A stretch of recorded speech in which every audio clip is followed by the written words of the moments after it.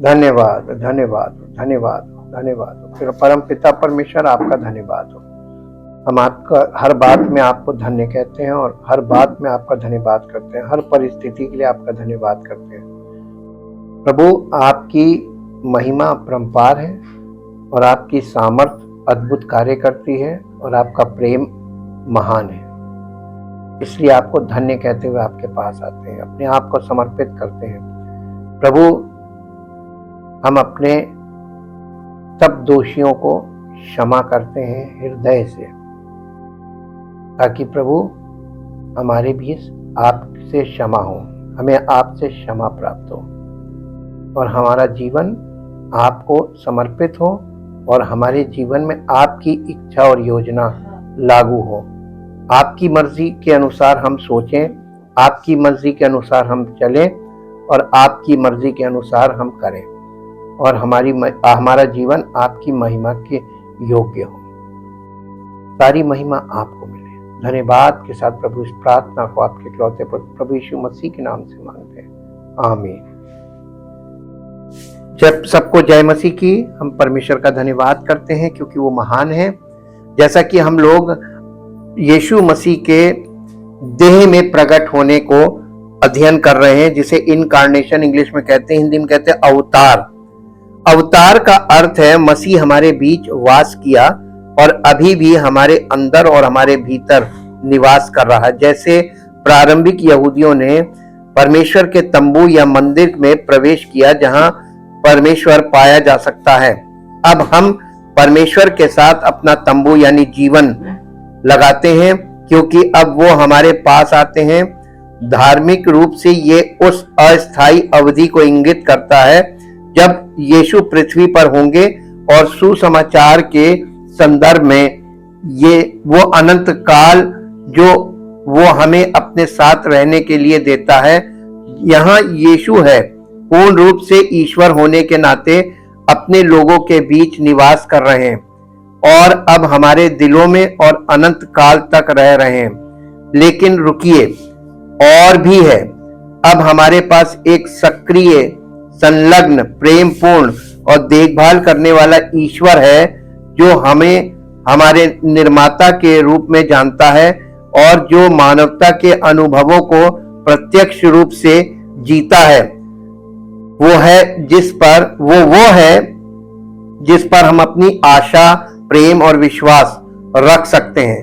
यद्यपि ईश्वर गतिशील रूप से मानव स्वभाव का विरोध करता है, ईश्वर ने इसे यीशु के लिए संभव बनाया। सबसे पहले निर्गमन की पुस्तक उसका 3 अध्याय और उसका 12 से 14 पद तक पढ़ेंगे। उसने कहा, निश्चय मैं तेरे संग रहूंगा और इस बात का कि तेरा भेजने वाला मैं हूँ, तेरे लिए ये चिन्ह होगा कि जब तू उन लोगों को मिस्र से निकाल चुकेगा, तब तुम इसी पहाड़ पर परमेश्वर की उपासना करोगे। मूसा ने परमेश्वर से कहा, जब मैं इजराइलियों के पास जाकर उनसे कहूं कि तुम्हारे पितरों के परमेश्वर ने मुझे तुम्हारे पास भेजा है, तब यदि वे मुझसे पूछें उसका क्या नाम है, तो मैं उनको क्या बताऊंगा। परमेश्वर ने मूसा से कहा, मैं जो हूं सो हूं, यानी I am that I am, मैं हूं, ये नाम था परमेश्वर का, मैं हूं। इसके बाद 25 अध्याय में आइए, निर्गमन 25 अध्याय और उसका 8 पद पढ़िए। निर्गमन 25 अध्याय का 8 पद। और वो मेरे लिए एक नहीं, ये परमेश्वर मूसा से कह रहा है कि इजराइलियों से कहो कि वो मेरे लिए एक पवित्र स्थान बनाए कि मैं उनके बीच में निवास करूं। जो कुछ मैं तुम्हें दिखाता हूं, अर्थात निवास स्थान और उसके सब सामान का नमूना और उसके सब सामान का नमूना उसी के अनुसार तुम लोग उसे बनाना। यानी जो तंबू बनाया गया था वो इतना एक्यूरेट था कि अगर आप व्यवस्था की पुस्तक में केवल तंबू को ही पवित्र आत्मा के दृष्टिकोण से देख लें तो आपको यीशु मसीह का दर्शन वहीं हो जाएगा, परमेश्वर की उपस्थिति का दर्शन भी वहीं हो जाएगा। सब कुछ के परमेश्वर कैसे मनुष्यों के बीच में वास करना चाहता था, ये वहां पे पूरा पिक्चराइज किया हुआ है और इसको पवित्र आत्मा के चश्मे से आपको देखना पड़ेगा। इसी के साथ साथ यूहन्ना रचित सुसमाचार उसका 6 अध्याय और उसका 35 पद, यूहन्ना रचित सुसमाचार 6 अध्याय और उसका 35 पद 35 वर्ष, यहां इस प्रकार से लिखा हुआ है, वे तो चलता और चमकता हुआ दीपक था और तुम्हें कुछ देर तक उसकी ज्योति में मगन होना लोगों को थोड़ी देर के लिए अच्छा लगता है। यीशु मसीह थोड़ी देर के लिए, और थोड़ी देर बाद उनको उलझन होती है क्योंकि उनका जो खुद का जो स्वभाव है, बेसिक नेचर, वो बहुत जल्दी जोर मारने लगता है। इसलिए थोड़ी देर बाद इंसान उबने लगता है। इसलिए यहां पर यीशु मसीह ने एकदम स्पष्ट रूप से बताया, इसी का 6 अध्याय का, यूहन्ना 6 अध्याय का 48 से 51 तक पढ़ेंगे। 48, 49, 50, 51। जीवन की रोटी मैं हूं। तुम्हारे बाप दादों ने जंगल में मन्ना खाया और मर गए। ये वो रोटी है जो स्वर्ग से उतरती है ताकि मनुष्य उसमें से खाए और ना मरे। जीवन की रोटी जो स्वर्ग से उतरी है मैं हूं। देखिए, मैं हूं वर्ड आया ना, मैं हूं। उसने कहा था ना कि जाके कहना मैं हूं ने भेजा है। ये यीशु मसीह कौन है? वही मैं हूं। तो वहां जो था वही यहां देह धारण करके आया। इसीलिए जब वो देह धारण करके आया तो लोगों ने एक्सेप्ट नहीं किया। और मूसा को उसने भेजा, मूसा ने जाके लोगों से उसके नाम से बातें की, लोगों ने उसकी सुन ली। लेकिन जब वो स्वयं आया तो नहीं लोगों ने ग्रहण किया। ये स्पष्ट दिखाई देता। आगे क्या लिखा है? यदि कोई इस रोटी में से खाए तो सर्वदा जीवित रहेगा। यीशु मसीह क्या है? जीवन की रोटी। और लोग उसको क्या बना रहे हैं? उसकी मूर्ति बनाकर उसकी पूजा कर रहे हैं, जबकि वो ये नहीं पसंद करता था। ये परमेश्वर की योजना के विरुद्ध कार्य है। और ये क्या कर रहे हैं? वो अच्छा कर रहे हैं कि परमेश्वर के विरोध में उसको क्रोध दिला रहे हैं। मना किया था ना, किसी चीज की मूर्त मत बनाना। परमेश्वर जीवित है, वो जीवित तुम्हारे पास आएगा। परमेश्वर आत्मा है, वो तुम्हारी आत्मा से आके संपर्क करेगा। परमेश्वर की तुम्हारी आत्मा के साथ परमेश्वर की आत्मा का संबंध होगा।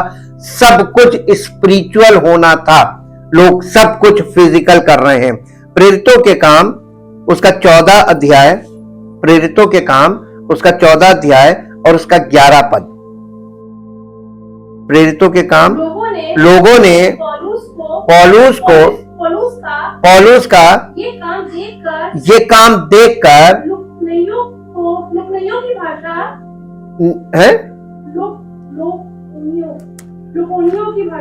लिकुनियों की भाषा ऊंचे शब्द से कहा, देवता मनुष्य के रूप में होकर हमारे पास उतर आए। किसको देवता बोल रहे थे? ना पौलुस को, यीशु मसीह का चुना हुआ व्यक्ति और यीशु मसीह की आत्मा से परिपूर्ण व्यक्ति को क्या कह रहे थे? लिकाउनिया की भाषा में ऊंचे शब्द से कहा, देवता मनुष्य के रूप में हमारे पास उतर आए हैं। क्यों यीशु मसीह के चेलों को संत बोला गया? क्यों कलीसिया के लोगों को संत लिखा गया? संत का मतलब है देवता। कौन? पवित्र आत्मा से परिपूर्ण लोग। दूसरे लोग गवाही दे रहे हैं। जो लोगों ने बोला ये गवाही थी क्योंकि यीशु मसीह की ज्योति उसमें से उनको प्रकट हुई, यीशु मसीह के दर्शन हुए उनको, तो उन्होंने कहा कि देवता हमारे बीच में उतर आए। आज यदि ऐसा हो तो कितनी कितनी दूर तक ये बात फैलेगी। एक व्यक्ति में होगा, कितना तेज समाचार फैलेगा आजकल, क्योंकि बहुत तेजी से न्यूज स्प्रेड होती है। क्या आज तक आपको कोई ऐसा मिला सच्चा मसीही? नहीं, है ही नहीं। हम बन सकते हैं, प्रभु हमें सच्चा बना सकता है, अपना सच्चा भक्त बना सकता है, अपना सच्चा चेला बना सकता है, हमें सच्चा मसीही बना सकता है, लेकिन हम स्वयं बन नहीं सकते। हम उसको समर्पित हो जाएंगे तो वो बना सकता है। कुलस्सियों की पत्री उसका 2 अध्याय और उसका 9 पद। कुलस्सियों की पत्री 2 अध्याय और उसका 9 पद। कुलस्सियों 2:9 यहां इस प्रकार से लिखा हुआ है, क्योंकि उसमें ईश्वर, किसमें? यीशु मसीह में ईश्वरत्व की सारी परिपूर्णता सदैव वास करती है। यानी पिता, पुत्र और पवित्र आत्मा देह सहित यीशु मसीह में वास करता है। और कलीसिया क्या है? मसीह की देह। तो मसीह की देह में पिता, पुत्र और पवित्र आत्मा तीनों का होना अनिवार्य है। अगर जहां कहीं ये तीनों हैं, जहां ये तीनों होंगे वहीं पर आपको उद्धार का कार्य मिलेगा, वहीं पर आपके जीवन में पवित्र आत्मा कार्य करेगा। सब जगह नहीं करेगा, क्योंकि मसीह में तीनों सदैव वास करते थे। अब ये जानकारी हमको एकदम स्पष्ट बताती है कि अगर कोई मसीह में है तो पिता का प्रेम, प्रभु यीशु मसीह का अनुग्रह और पवित्र आत्मा की उपस्थिति उसके जीवन से दिखनी चाहिए। पवित्र आत्मा के फलों के द्वारा, उसके व्यवहार के द्वारा, उसकी जीवन शैली के द्वारा ये दिखना चाहिए कि ये प्रभु में है और प्रभु इसमें है। अगर उसमें प्रभु नहीं है किसी में, तो वो प्रभु में नहीं है। मनुष्य तो दावा कर सकता है कि हम मसीह में हैं, लेकिन अगर गवाही मसीह नहीं दे रहा उसके जीवन से, इसका मतलब मसीह उसमें नहीं है।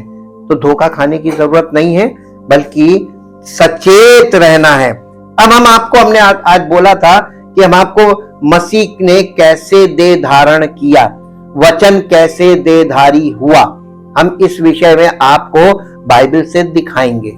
मेरे साथ निकालिए उत्पत्ति की पुस्तक और उसके 17 अध्याय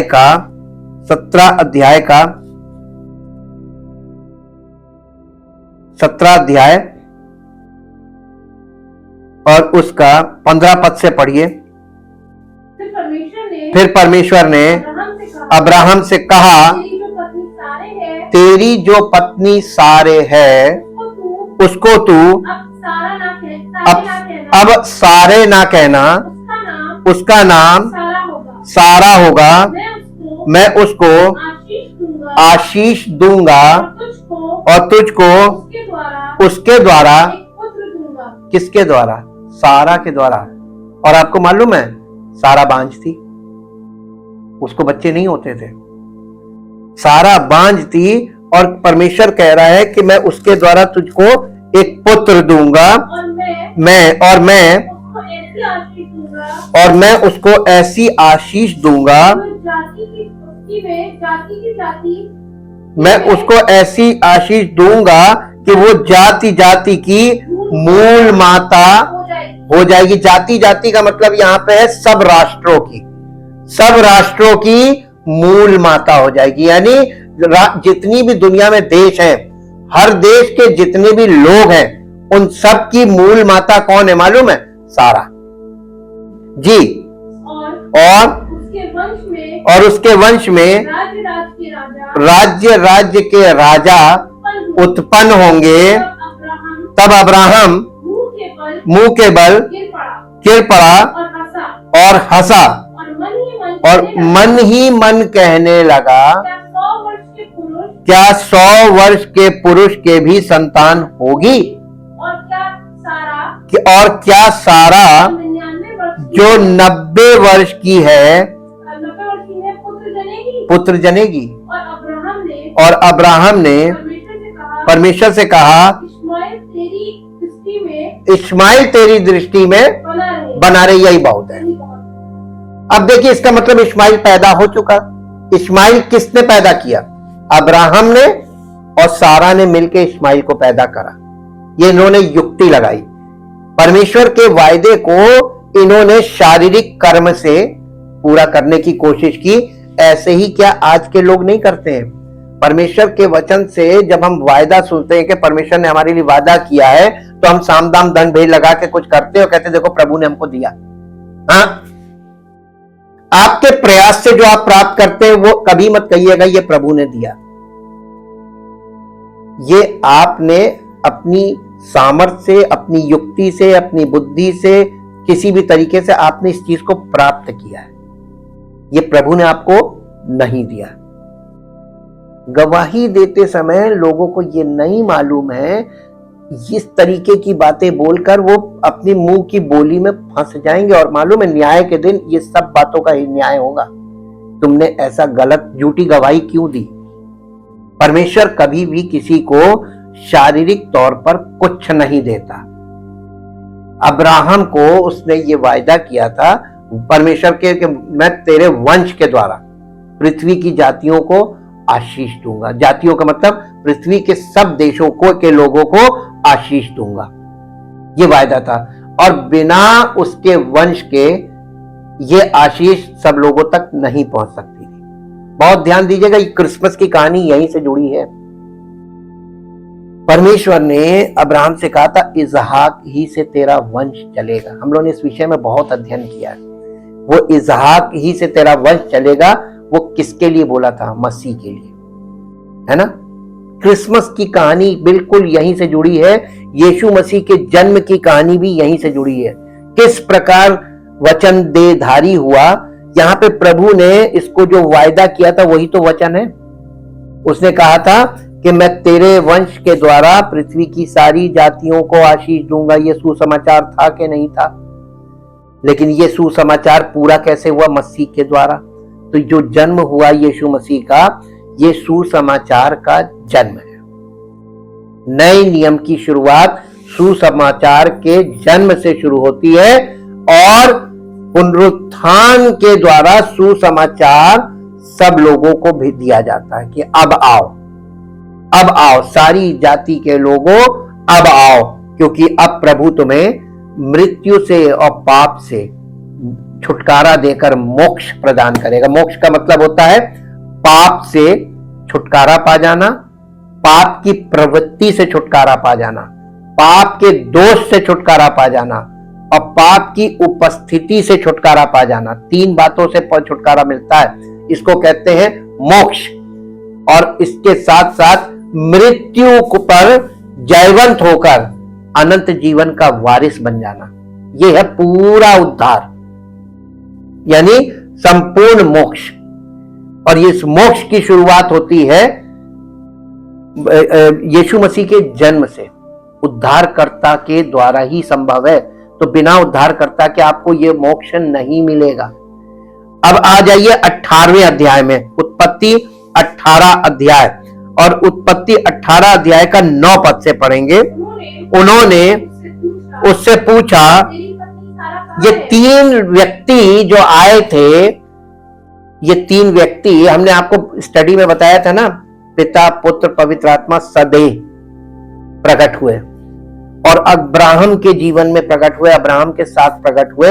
और अब्राहम अपने तंबू के द्वार पे था और ये तीनों प्रकट हुए और इन्होंने पूछा कि उन्होंने अब्राहम से पूछा, तेरी पत्नी सारा कहाँ है? उसने कहा वो तो तंबू में है। उसने कहा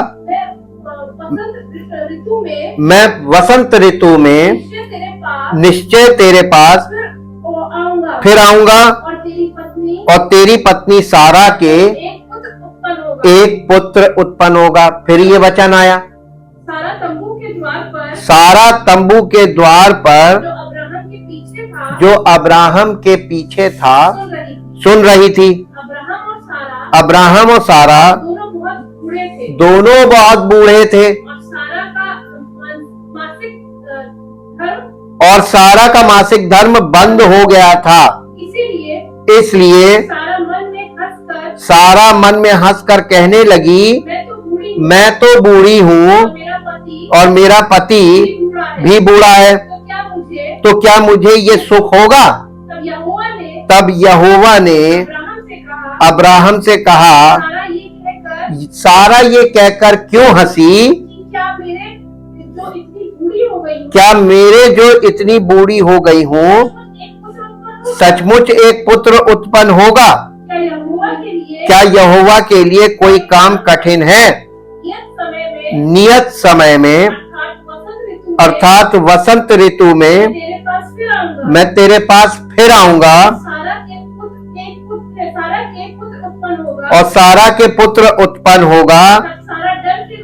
तब सारा डर के मारे ये कहकर मुकर गई कि मैं नहीं हंसी। उसने कहा, नहीं तू हंसी तो थी। यानी जब वो स्वर्गदूत या एंजल या 3 व्यक्ति जो प्रकट हुए थे वो अब्राहम के द्वार पे आए, उन्होंने अब्राहम ने कहा कि उनको पहले भोजन कराया। अब्राहम बहुत लोगों का वेलकम करता था जब उनके घर कोई आता था। वहीं से अतिथि देवो भव यहीं से चल रहा है। कोई आपके घर आए, कोई अतिथि, उसका स्वागत कीजिए। पता नहीं किसके रूप में प्रभु आपके घर आ जाए। यहां पे ये जो आया था, इनके द्वारा प्रभु ने अब्राहम को विजिट किया था 3 व्यक्ति के द्वारा, और प्रभु ने उससे वादा किया। उससे पहले भी प्रभु ने वादा किया। लगातार ये वचन उसके पास आ रहा था कि तेरी पत्नी सारे के एक पुत्र उत्पन्न होगा, उसका नाम इसहाक रखना। उसके द्वारा परमेश्वर ने कहा था, मैं सारी जातियों को यानी सारे देशों के समस्त मानव प्राणियों को आशीष दूंगा, और उनको ये आशीष क्या है? मोक्ष। उनको उद्धार दूंगा। और उद्धार एक ऐसी चीज है जो आपके किसी भी साधना से, किसी भी तप से, किसी भी जप से, किसी भी तरीके से आप प्राप्त नहीं कर सकते। और आज सब लोग अपने अपने तरीके से मोक्ष प्राप्त करने के लिए जो प्रैक्टिसेस कर रहे हैं वो शारीरिक है और व्यर्थ है, उसमें मिलेगा नहीं। और इसीलिए युगों से युगों तक परमेश्वर ठहरा रहा कि देखें किसकी युक्ति से कौन प्राप्त कर सकता। आज तक किसी को नहीं मिला। ये सब करते करते मोक्ष प्राप्ति के प्रयास में लोग निपट जाते हैं, लेकिन मिला किसी को नहीं। और प्रभु हमको ऐसे ही सेत में देना मांगता है। ये प्रभु का वरदान है। मोक्ष, उद्धार प्रभु का वरदान है, और ये आप और हम प्रयास से प्राप्त नहीं कर सकते। इस बात को हमेशा स्मरण रखिए। अब यहां पर हमने आपको बताया था यीशु मसीह का जन्म से इसका क्या संबंध है। दोनों बूढ़े थे, दोनों की शारीरिक दशा लिखी है कि इनके शारीरिक प्रयास से ये संतान उत्पन्न नहीं हो सकती थी। क्लियर, स्पष्ट है ना वचन के अनुसार। लेकिन फिर भी इसहाक पैदा हुआ। कैसे? वचन के अनुसार। परमेश्वर ने उससे ये वचन दे दिया था कि अगले वर्ष हम वसंत ऋतु में फिर आएंगे और इसके पास एक पुत्र होगा। अब्राहम ने भी विश्वास नहीं किया था, हंसा था। सारा ने भी विश्वास नहीं किया था, हंसी थी। दोनों हंसे थे। दोनों की हंसी का कारण क्या था? कि यह असंभव चीज है। ये कैसे हो सकता है? कैसे हो सकता है? मानव बुद्धि के अनुसार कभी भी ये संभव नहीं है। मेडिकल के अनुसार भी संभव नहीं है। इसलिए इसका 14 पद फिर से पढ़ेंगे। 18 का 14 यहां लिखा, क्या यहोवा के लिए कोई काम कठिन है? नहीं, क्या यहोवा के लिए कोई काम कठिन है? बस जब कोई आपके अंदर ऐसी बात उठे कि ये तो संभव नहीं, लेकिन परमेश्वर के लिए, हमारे लिए जो असंभव है वही तो प्रभु करता है। क्या करता है? संभव कर देता है। तो यहां पे परमेश्वर ने जो बात बोली थी यीशु मसीह के जन्म के द्वारा, उसने इस बात को सिद्ध कर दिया। अब यहां से आप देखिए, इसका कनेक्शन सीधा क्रिसमस से है, यीशु मसीह के जन्म से है। जिस प्रकार इसका जन्म हुआ, इसमें भी पति पत्नी थे विवाहित, लेकिन पत्नी बांझ थी और दोनों बूढ़े थे, संतान नहीं हो सकती थी। परमेश्वर ने इजहाक के द्वारा एक यानी अब्राहम और उसकी पत्नी सारे के द्वारा इजहाक का जन्म हुआ परमेश्वर के वचन के अनुसार। और इजहाक के बाद उसके 2 बेटे हुए, उसके बाद पूरा इजराइल वंश खड़ा हो गया। आज एक देश है इजराइल। उस देश के सारे लोग किस वंश के हैं? अब्राहम और सारा के वंश से आ रहे हैं, इजहाक के वंश के हैं, इजहाक के वंश से हैं। तो इजहाक से इतना बड़ा परमेश्वर ने वंश खड़ा कर दिया। आज पूरी दुनिया के सामने प्रमाणित है कि इजहाक का जन्म हुआ था। हमने नहीं इजहाक को देखा, लेकिन आज हम इजराइल द नेशन को देखते हैं। एक कंट्री है, सारे लोग यहूदी सारे, ये किसके वंशज हैं? इजहाक के। तो ये बात प्रमाणित है, बाइबल की बात प्रमाणित है कि इजहाक का जन्म हुआ था। बावजूद इसके कि उसके माता पिता इस लायक नहीं थे कि सारा के उत्पन्न हो, लेकिन फिर भी वो वंश है, प्रमाणित है। तो इसका मतलब परमेश्वर ने जो जो बातें बोली, आज वो सब प्रमाण स्वरूप हमारे सामने, नजरों के सामने प्रत्यक्ष है। तो अब बताइए क्यों नहीं लोग विश्वास कर पाते? इसी प्रकार से जैसे यहां पे परमेश्वर ने इसको बोला और उसका जन्म हुआ। अब मेरे साथ आइए नए नियम में लूका रचित सुसमाचार, लूका रचित सुसमाचार और उसका पहला अध्याय,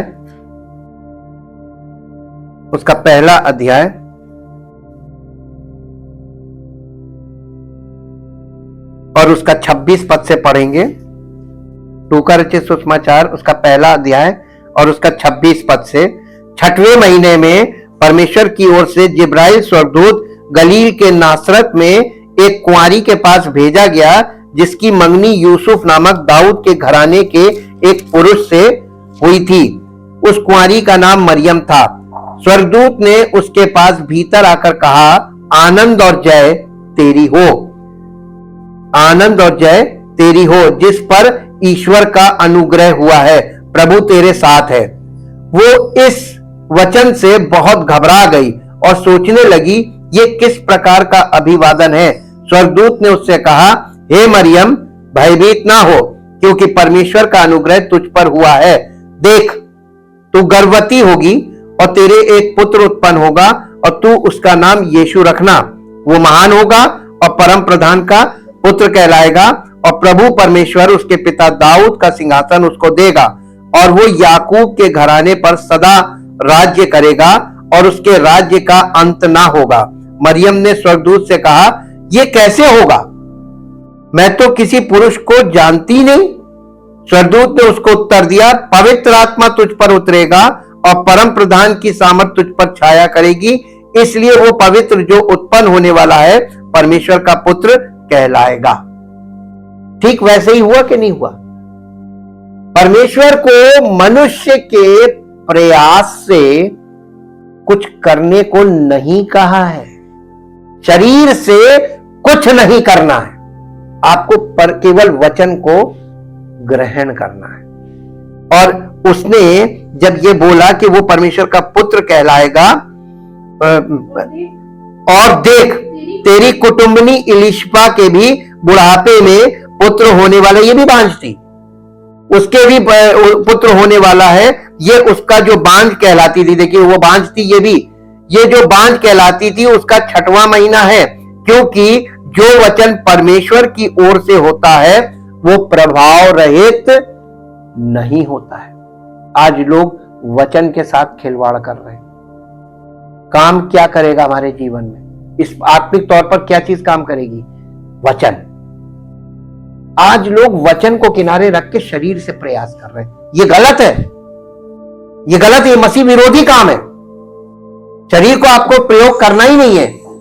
आत्मा में शरीर, आत्मा और शरीर दोनों की इच्छाएं अलग अलग हैं, दोनों के कार्य अलग अलग हैं। आत्मा कार्य कर नहीं सकती,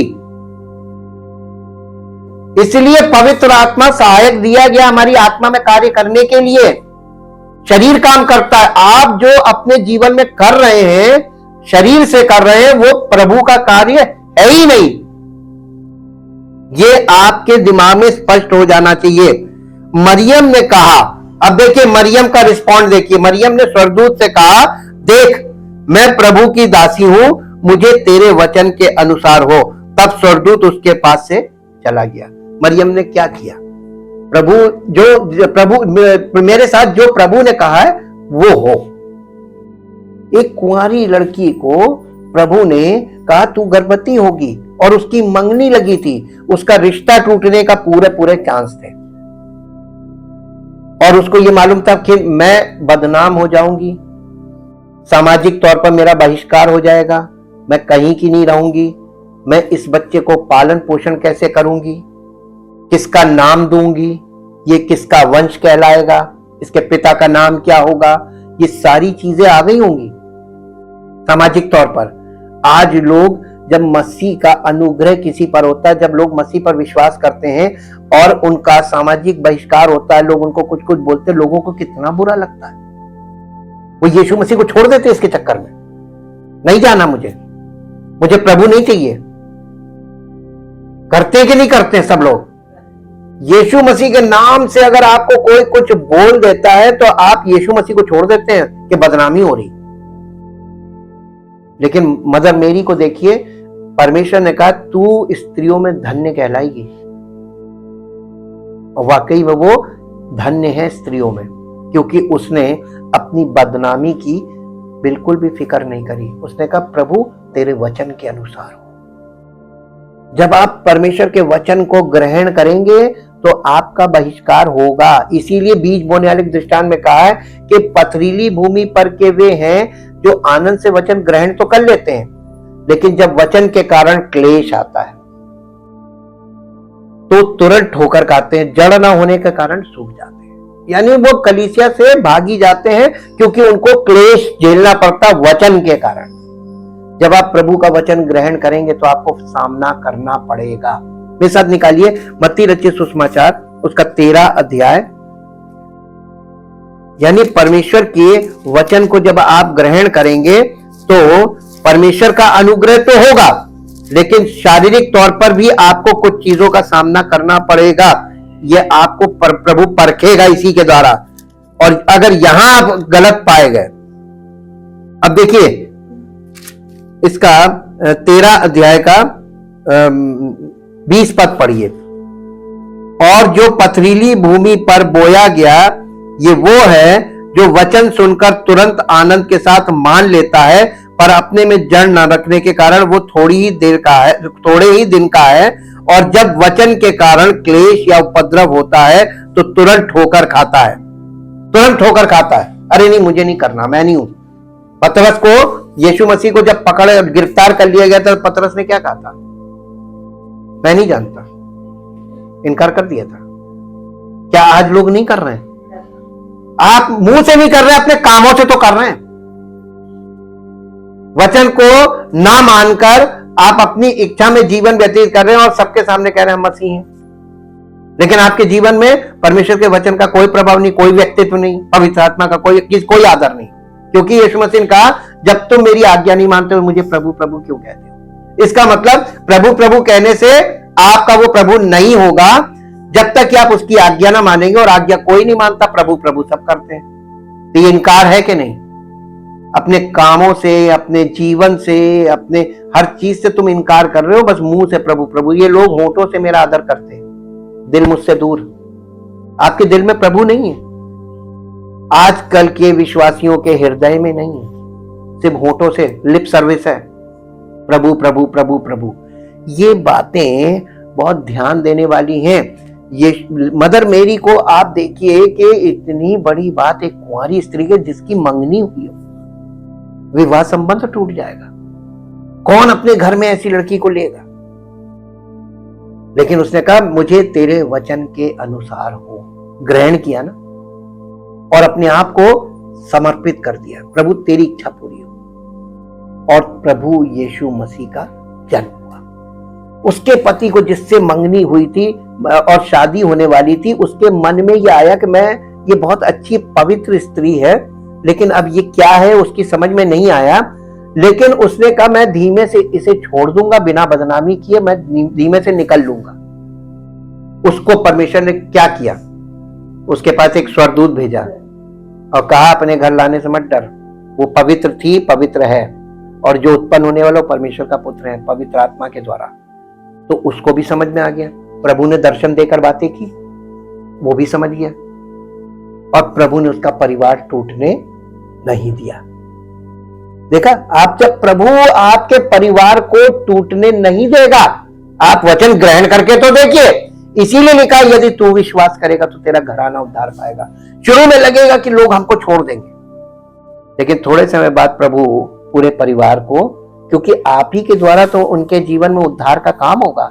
यदि तू विश्वास करेगा तो तेरा घराना उद्धार पाएगा। आप परमेश्वर की योजना को समझ नहीं पाए।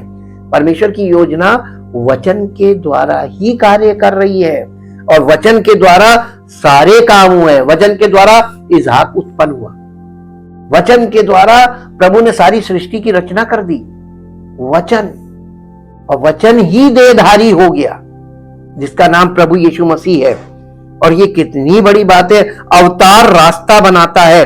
इसलिए यीशु न केवल हमें हमारे पापों से बचा सकते हैं, बल्कि जीवन में हमारी हर दुर्दशा की पहचान भी कर सकते हैं।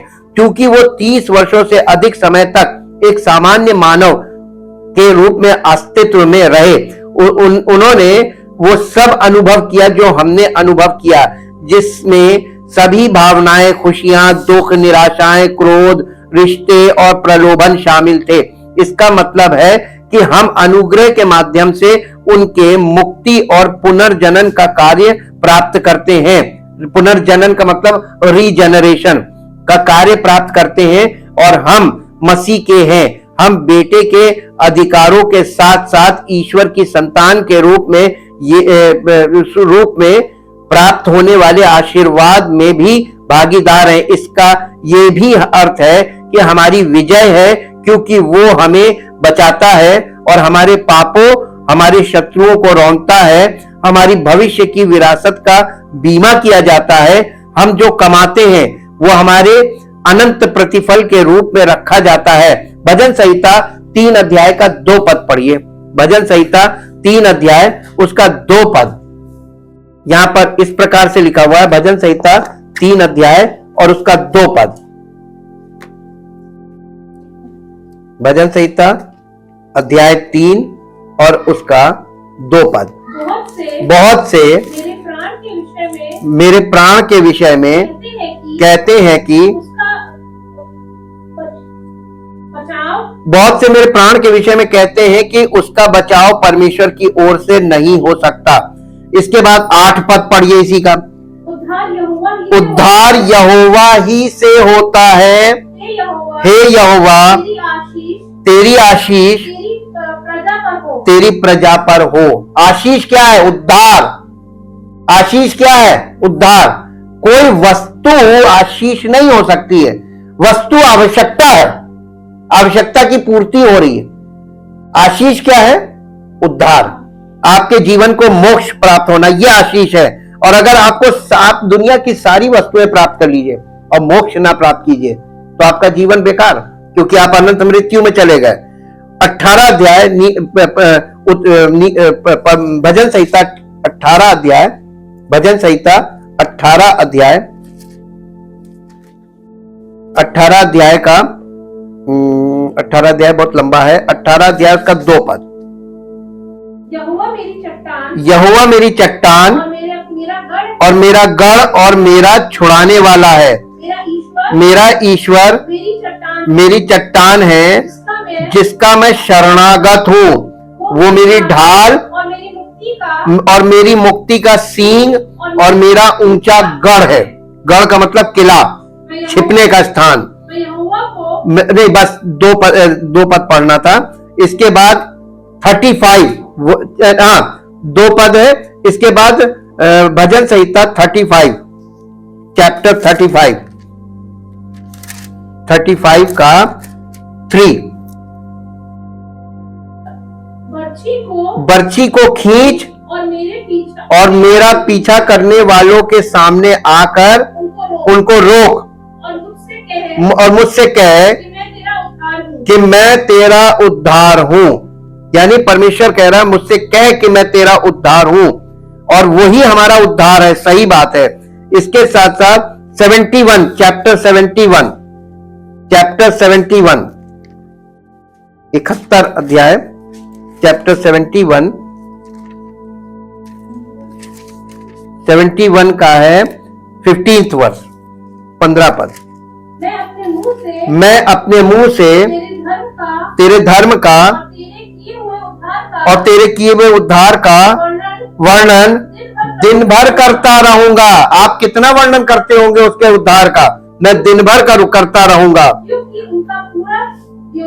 क्योंकि उनका पूरा ब्यौरा मेरी समझ से परे है। पूरा ब्यौरा, आप पूरा तो वर्णन नहीं कर सकते, लेकिन आप जो कुछ प्रभु प्रतिदिन कर रहा है उसका तो वर्णन कर सकते हैं। 132 अध्याय, 132, चैप्टर 132, भजन संहिता चैप्टर 132,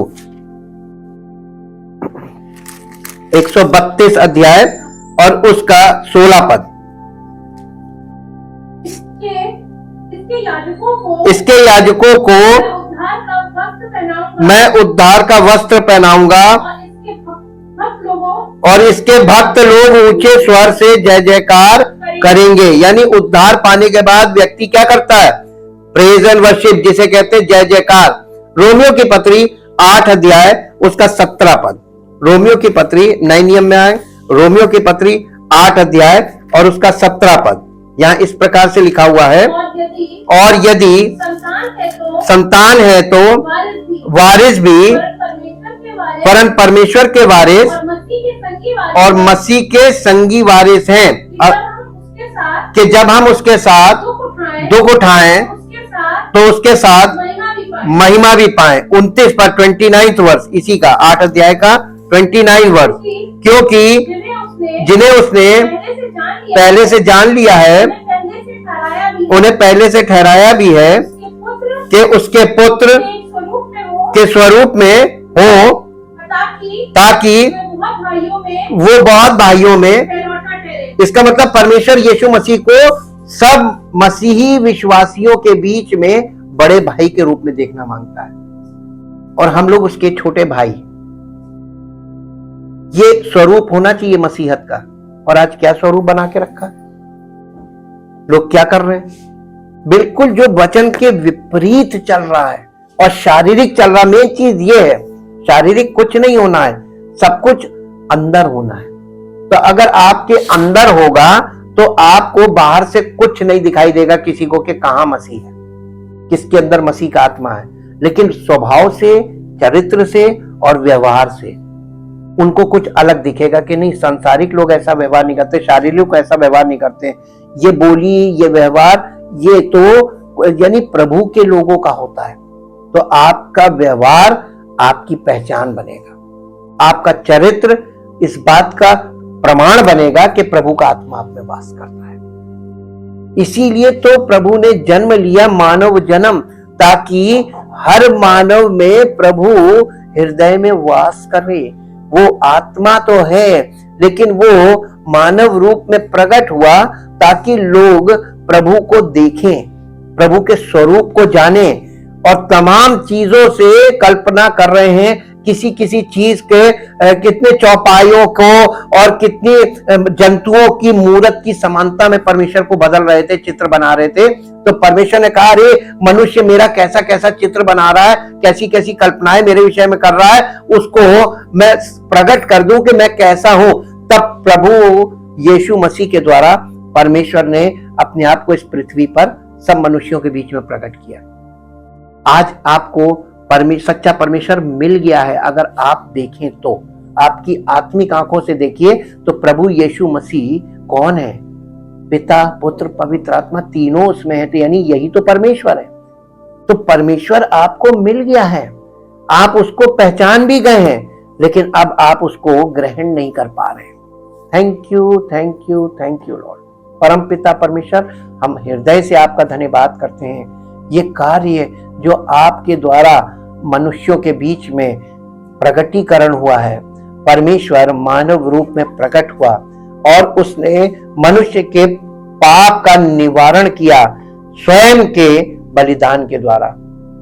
महाबलिदान दिया, सिद्ध बलिदान दिया, ताकि हम पाप से छूट जाएं और पाप के कारण हम मृत्यु पर जय पाएं।